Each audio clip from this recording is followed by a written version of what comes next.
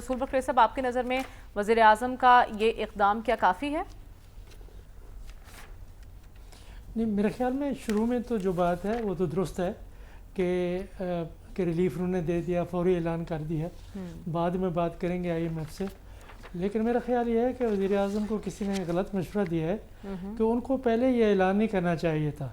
یہ خبر تو پاکستانی اخباروں میں چھپ چکی ہے، ٹیلی ویژن کے اوپر آ چکی ہے کہ ہم IMF سے بات کرنے کے بعد کوئی ریلیف کا پیکیج دیں گے.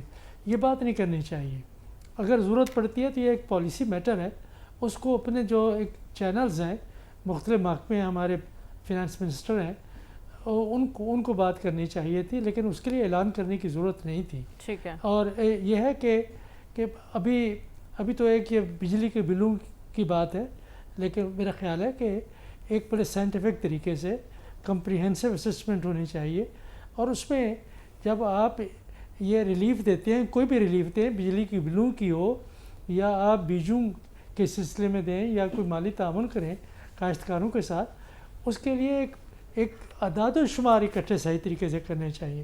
کہ یہاں پہ کیونکہ ہمارے ایک بکھاری پن جو ہے ہمارے ملک میں اتنا بڑھ گیا ہے کہ ہر آدمی آگے ہاتھ پھیلا دیتا ہے اور ہر آدمی کہتا ہے کہ جی بالکل میں بھی تباہ ہو گیا ہوں، میں بھی برباد ہو گیا.